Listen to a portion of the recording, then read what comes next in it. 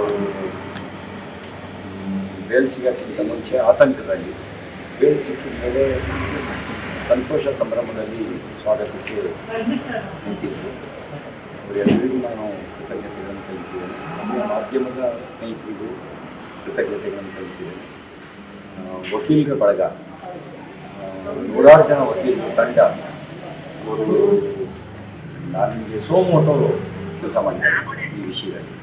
ಅವರಿಗೂ ಕೂಡ ನಾನು ಕೃತಜ್ಞತೆಗಳನ್ನು ಧನ್ಯವಾದಗಳನ್ನು ತಿಳಿಸ್ತೇನೆ. ಕಸಬಿಟ್ಟಾಗಿದ್ದೀನಿ. ಸರ್, ಪರಮೇಶ್ವರ್ ಅವರು ಹೇಳಿರೋ ಪ್ರಕಾರ ನನಗೆ ಮಾಹಿತಿನೇ ಇಲ್ಲ. ಪೊಲೀಸ್ನವ್ರು ಯಾಕೆ ಸುತ್ತಾಡ್ತಿದ್ದಾರೆ ಅಂತ ನಾನು ಮಾಹಿತಿ ಕೇಳ್ತಾನೆ ಇದ್ದೀನಿ, ಇನ್ನೂ ಬಂದಿಲ್ಲ. ಬಂದು ತಿಳಿಸ್ತೀನಿ ಅಂತಕ್ಕಂಥ ಒಂದು ಅಂದರೆ ತುಂಬ ಲಘುವಾದಂಥ ಮಾತನ್ನು ಮಾತಾಡಿದ್ದಾರೆ ಸರ್. ನಾನು ಅದನ್ನು ಕ್ರೊನಾಲಜಿ ಹೇಗೆ ಶುರುವಾಯಿತು, ಏನು ವಿಚಾರ ಎಲ್ಲವನ್ನು ಕೂಡ ನಿಮಗೆ ಇವತ್ತು ಒಂದೊಂದು ಮಾಧ್ಯಮಗೋಷ್ಠಿ ಕಚೇರಿಗೆ ಡೀಟೇಲ್ ಎಕ್ಸ್ಪ್ಲೇನ್ ಮಾಡ್ತೀನಿ.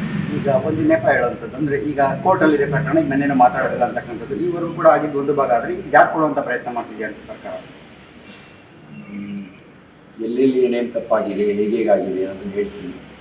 ಅದು ತಪ್ಪನ್ನು ಈಗಲಾದರೂ ಸರಿಪಡಿಸ್ಕೊಳ್ತಾರ ಅಥವಾ ಉದ್ದೇಶಪೂರ್ವಕವಾಗಿ ತಪ್ಪನ್ನು ಮಾಡಿ ಅದನ್ನು ಸಮರ್ಥನೆ ಮಾಡುವ ಪ್ರಯತ್ನ ಮಾಡ್ತಾರೋ ನೋಡೋಣ.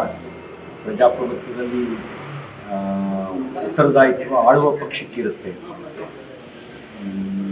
ವಿರೋಧ ಪಕ್ಷಗಳಿಗೂ ಜವಾಬ್ದಾರಿ ಇದೆ. ಆದರೆ ಅದಕ್ಕಿಂತ ಹೆಚ್ಚಿನ ಜವಾಬ್ದಾರಿ ಕಾನೂನು ಸುವ್ಯವಸ್ಥೆಗೆ ಸಂಬಂಧಪಟ್ಟಂತೆ, ವ್ಯಕ್ತಿಗತವಾಗಿರೋ ರಕ್ಷಣೆಗೆ ಸಂಬಂಧಪಟ್ಟಂತೆ ಎಲ್ಲದೂ ಹೆಚ್ಚಿನ ಜವಾಬ್ದಾರಿ ಆಳುವ ಪಕ್ಷಕ್ಕಿರುತ್ತೆ. ಆ ಥರ